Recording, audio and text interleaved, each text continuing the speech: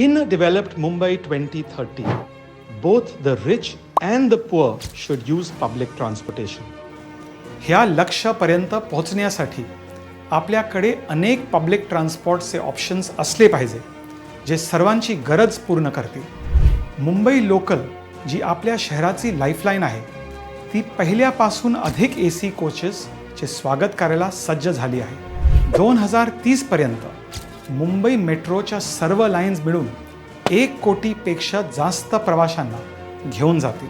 आपल्याला अधिक सुधारलेल्या बस नेटवर्क्सची देखील गरज आहे ज्या अटल सेतू, कोस्टल रोड सारख्या सगळ्या नवीन रस्त्यांचा लाभ सामान्य लोकांपर्यंत पोहोचवतील।